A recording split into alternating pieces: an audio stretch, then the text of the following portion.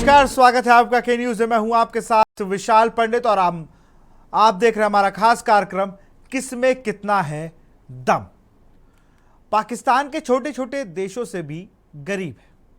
पाकिस्तान से ज्यादा नेपाल, बांग्लादेश, श्रीलंका और फिलीपींस जैसे देश अमीर हैं। दरअसल अपने पालतू आतंकियों के मंसूबों के कारण यह देश हर दिन बर्बाद हो रहा है। ताज्जुब की बात यह है कि आर्थिक रूप से बदहाल हालात में पहुंचने के बावजूद पाकिस्तान की हेकड़ी कम होने का नाम नहीं ले रही है। हमारी ये रिपोर्ट देखिए। पूरे दमखम से होगा पाक पर हमला। क्या भारत इस बार आतंकवादी संगठनों पर हमले से ज्यादा जोरदार तरीके से प्रहार करने वाला है? क्या भारत बड़े आतंकियों और आतंकी संगठनों के मुख्यालयों को निशाना बनाएगा? क्या इस बार बड़ा हमला होने जा रहा है?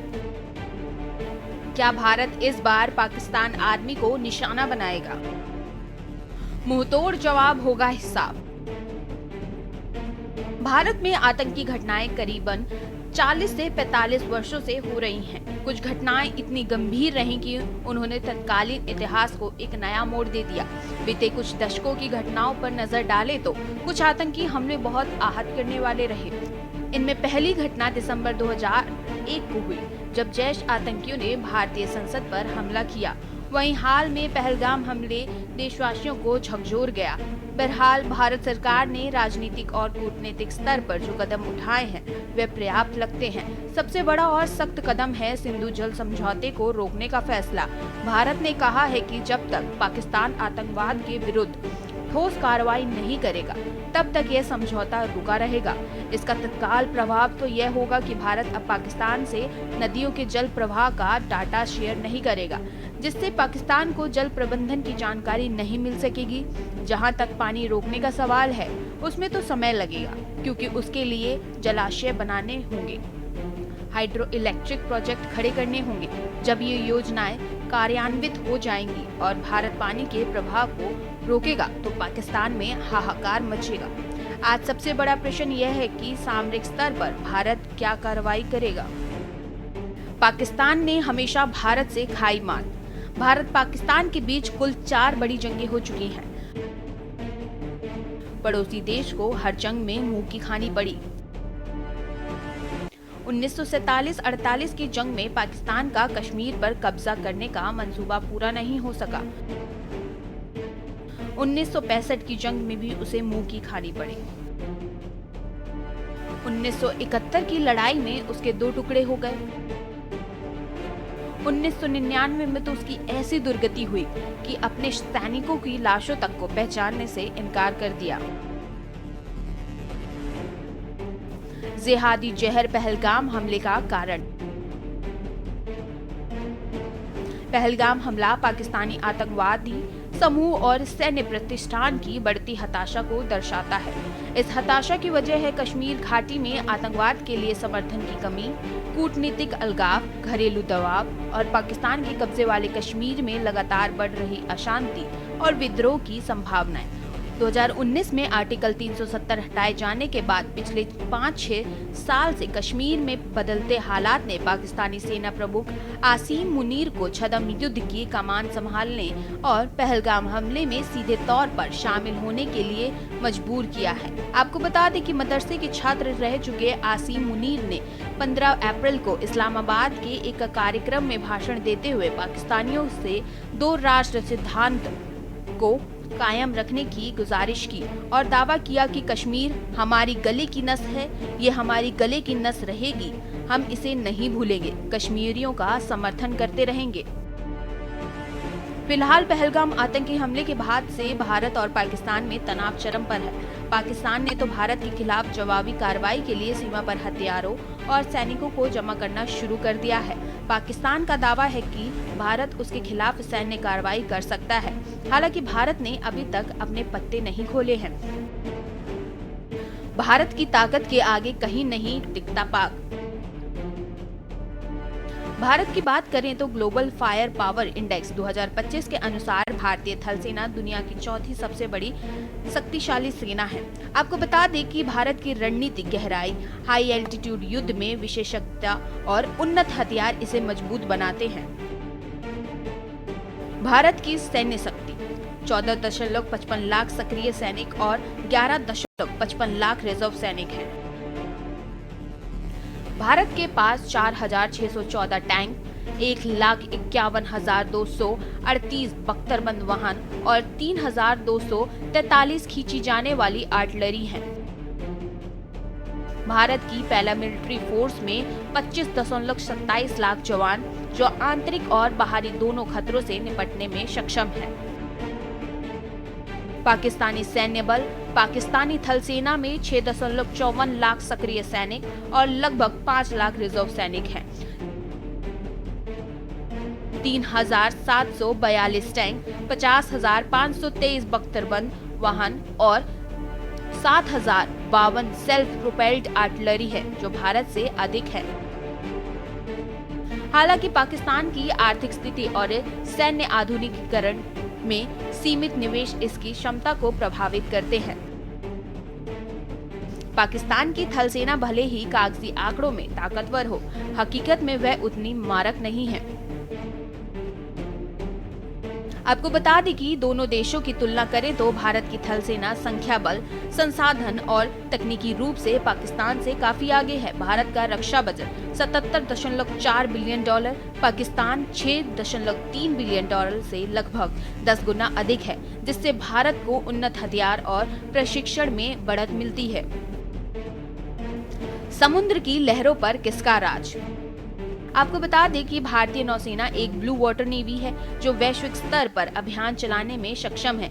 इसके पास 294 नौसैनिक प्लेटफॉर्म है, जिसमें 2 विमान वाहक पोत INS Vikrant, INS Vikramaditya, 18 पनडुब्बियां, 14 destroyer और 300 एयरक्राफ्ट शामिल है। भारत की नौसेना हिंद महासागर में प्रभुत्व रखती है और भारत परमाणु सक्षम पनडुब्बियां इसे रणनीतिक बढ़त देती हैं। वहीं पाकिस्तानी नौसेना एक ग्रीन वाटर नेवी है जो मुख्य रूप से तटीय रक्षा तक सीमित है। इसके पास 114 नौसैनिक जहाज, 8 पनडुब्बियां, 9 फ्रिगेट और 85 एयरक्राफ्ट हैं। पाकिस्तान अपनी नौसेना को चीन और तुर्की के सहयोग से आधुनिक बना रहा है, लेकिन यह भारत की नौसेना की तुलना में काफी छोटा और कम सक्षम है। दोनों देशों की नेवी की तुलना करें तो भारत की नौसेना का बेड़ा और तकनीकी क्षमता पाकिस्तान से कहीं अधिक है। 1971 के युद्ध में भारतीय नौसेना ने कराची बंदरगाह पर हमला कर पाकिस्तान को भारी नुकसान पहुंचाया था, जो इस अंतर को दर्शाता है। भारत की मिसाइलें कुछ सेकंड में पाक को कर सकती हैं तबाह। भारत के पास कई उन्नत मिसाइलें हैं जो कुछ ही सेकंड या मिनट में पाकिस्तान के शहरों जैसे लाहौर, इस्लामाबाद और कराची को निशाना बना सकती हैं। ये मिसाइलें हाइपरसोनिक गति, MIRV तकनीक और सटीकता के कारण पाकिस्तान की रक्षा प्रणालियों के लिए खतरा है। दरअसल भारत ने अपनी रक्षा क्षमताओं के मजबूत करने के लिए कई उन्नत मिसाइलें प्रणालियों का विकास किया है। ये न केवल रणनीतिक दृष्टिकोण से महत्वपूर्ण है, बल्कि पड़ोसी देशों, विशेष रूप से पाकिस्तान के लिए भी एक बड़ा खतरा है। इनमें से कुछ मिसाइलें ऐसी हैं जो अपनी गति और सटीकता के कारण कुछ ही सेकंड में पाकिस्तान की शहरों को निशाना बना सकती हैं। मारक क्षमता में बेमिसाल भारत की मिसाइलें। BrahMos supersonic cruise missile, range 290 से 700 किलोमीटर, वेरिएंट के आधार पर नवीनतम अपग्रेड के साथ 1500 किलोमीटर तक संभावित। सौर मिसाइल, रेंज 700 से 1900 किलोमीटर, मोबाइल लॉन्च, वाहन से तैनाती, हाइपरसोनिक गति के कारण रडार से बचाव और सटीक निशाना।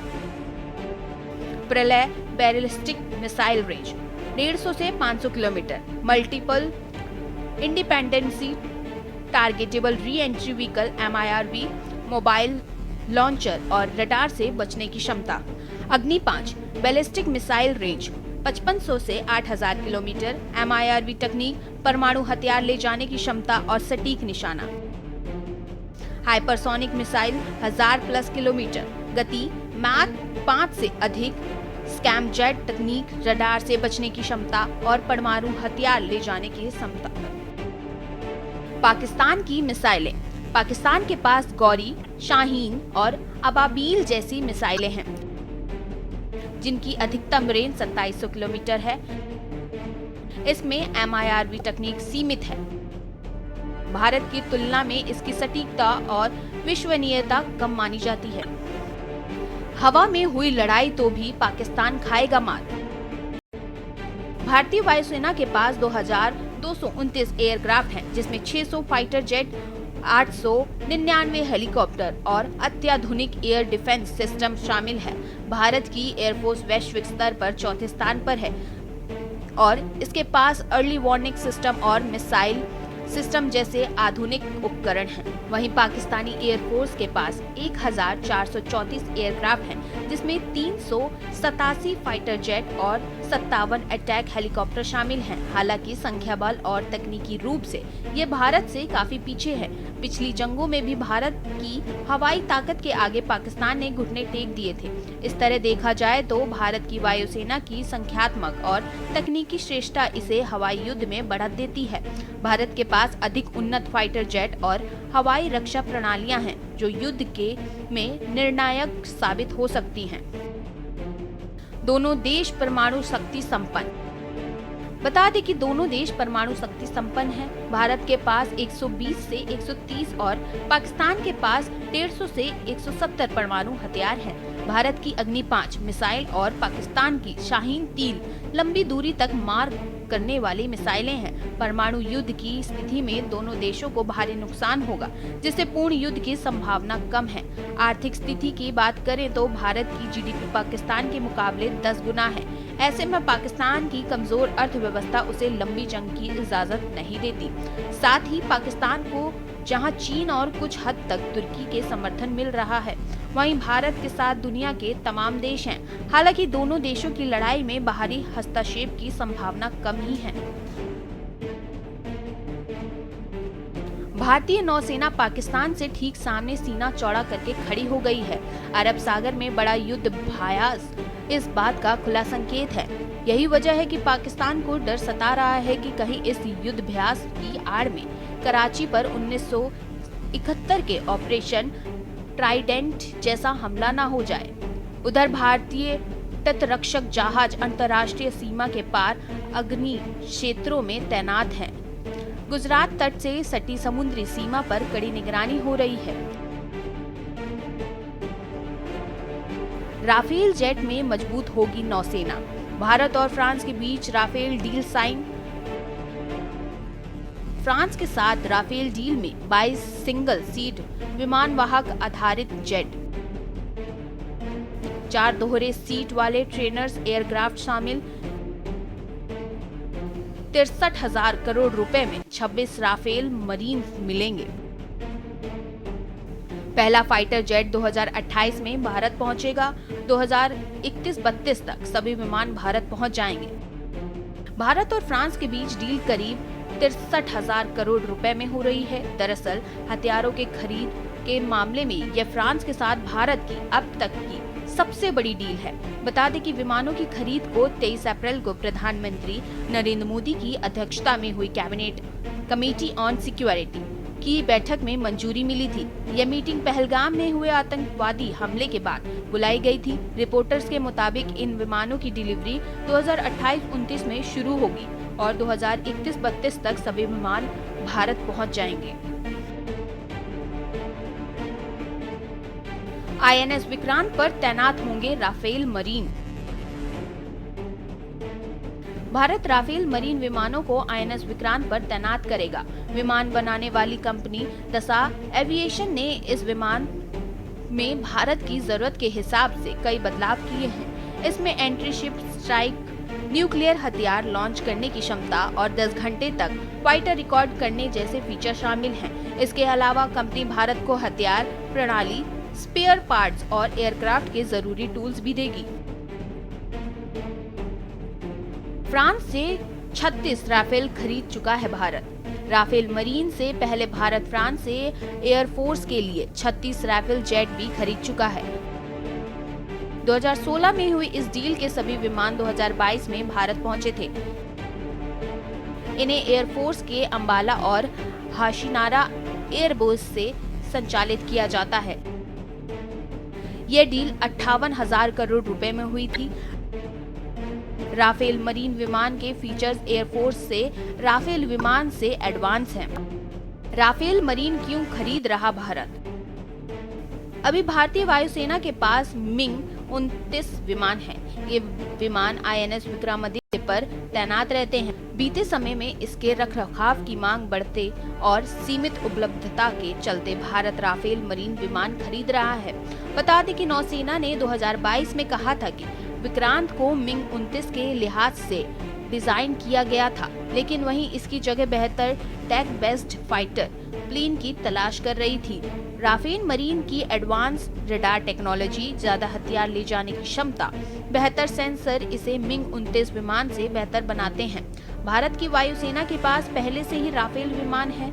ऐसे में इसके उपकरणों और रखरखाव के लिए ट्रेनिंग में ज्यादा समस्या नहीं आएगी। भारतीय नौसेना ने अपनी क्षमता बढ़ाने के लिए 57 फाइटर जेट लेने की योजना बनाई थी। इसके लिए गोवा में फ्रांस के राफेल मरीन और अमेरिका के बोइंग 18 का ट्रायल भी हुआ। 2022 में भारत ने अमेरिका और फ्रांस से अपने प्रपोजल की समय सीमा बढ़ाने की मांग की थी। सिर्फ फ्रांस इसके लिए तैयार हुआ, जिसके बाद भारत के पास राफेल मरीन खरीदने का ही विकल्प बचा। वहीं यह डील भारत और फ्रांस के संबंधों को मजबूत करने की एक पहल भी है। पाक चीन के मुकाबले में मजबूत हुआ भारत। आपको बता दें कि INS विक्रांत फिलहाल अरब सागर में तैनात है, जो पाकिस्तान के साथ बढ़ते तनाव के बीच भारत की नौसेना की मौजूदगी को बढ़ाता है। बता दें कि पाकिस्तान के साथ तनाव में उस वक्त बढ़ोतरी हुई जब बीते हफ्ते 22 अप्रैल को पहलगाम में बेसन घाटी में पर्यटकों को निशाना बनाकर आतंकी हमला हुआ। हमले में 26 लोग मारे गए। भारत ने इस हमले के लिए पाकिस्तान को जिम्मेदार बताया, लेकिन पाकिस्तान ने इन आरोपों से इनकार किया है। भारतीय नौसेना के मुताबिक वह देश में समुद्री हितों की रक्षा के लिए किसी भी समय और कहीं भी कार्रवाई करने के लिए तैयार है। बता दें कि हाल ही में नौसेना ने सफलतापूर्वक एक एंटी शिप मिसाइल का परीक्षण किया है, जो लंबी दूरी तक कार्रवाई की क्षमता को दर्शाता है। वहीं आपको बता दें कि भारतीय नेवी में INS विक्रांत को जानकार एक अलग दर्जा देते हैं। गौरतलब है कि इससे नाम का एक विमान वाहक युद्धपोत पहले भी नेवी के पास था, जिसने 1971 की भारत पाकिस्तान युद्ध में अहम भूमिका निभाई थी। INS विक्रांत क्या हैं खूबियां? यह विमान वाहक युद्धपोत कोच्चि शिपयार्ड में बनाया गया था। सितंबर 2022 में प्रधानमंत्री नरेंद्र मोदी ने राष्ट्र को समर्पित किया था। ये भारतीय कंपनी की तरफ से बनाया गया पहला विमान वाहक युद्धपोत है। ये जहाज 100 से अधिक छोटे और मध्यम दर्जे के स्थानीय संगठनों के सहयोग से तैयार किया गया। 2022 तक के भारत के पास INS विक्रमादित्य नाम का केवल एक विमान वाहक युद्धपोत था। INS विक्रांत के शामिल होने के बाद भारतीय नौसेना के पास 2 विमान वाहक युद्धपोत हो गए। भारत उन चुनिंदा देशों की सूची में शामिल हो गया जो अपने खुद के विमान वाहक युद्धपोत बनाते हैं। इन देशों में अमेरिका, ब्रिटेन, फ्रांस, रूस और चीन शामिल हैं। पाकिस्तान के पास अब तक कोई विमान वाहक युद्धपोत नहीं है। 1971 में भारत पाकिस्तान युद्ध में INS विक्रांत नाम के युद्धपोत ने अहम भूमिका निभाई थी। उसी की याद में इस नए विमान वाहक युद्धपोत का भी नाम INS विक्रांत रखा गया है। इधर पाकिस्तान का सरकारी मीडिया का दावा है कि भारतीय वायुसेना के 4 राफेल विमानों ने नियंत्रण रेखा LOC की गश्ती की है, जिसे पाकिस्तानी वायुसेना ने भांप लिया और त्वरित प्रतिक्रिया के बाद राफेल LOC से लौट गए। उधर सीमा पर पाकिस्तान की तरफ से उकसावे की कार्रवाई का भारतीय सेना मुंहतोड़ जवाब दे रही है। उससे पहले पाकिस्तान के रक्षा मंत्री ख्वाजा आसिफ कह चुके हैं कि भारत ने पाकिस्तान पर सैन्य कार्रवाई की तो पाकिस्तान इसका जवाब परमाणु हमले से देगा। आसिफ ने कहा कि बात पाकिस्तान के अस्तित्व की है और पाकिस्तान अपनी रक्षा के लिए परमाणु बम के इस्तेमाल से बाज नहीं आएगा। एक तरफ भारतीय सेना को प्रधानमंत्री मोदी की तरफ से खुली छूट और दूसरी तरफ पाकिस्तान न्यूक्लियर वॉर तक जाने को तैयार। सवाल है कि क्या भारत पाकिस्तान के बीच भयावह युद्ध होने जा रहा है? भारतीय सैन्य विशेषज्ञ कहते हैं कि भारत ऐसी स्थिति पैदा ही नहीं होने देगा कि पाकिस्तान परमाणु हमले जैसी बेवकूफी के बारे में सोच भी सके, लेकिन इसका ये कतई मतलब नहीं है कि पाकिस्तान के खिलाफ सैन्य कार्रवाई नहीं होगी। स्पेशल डेस्क के न्यूज इंडिया।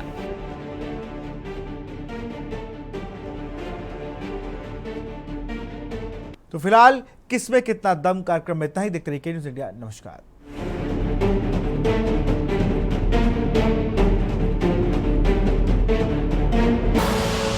आप देख रहे हैं के न्यूज, खबरों का सारथी।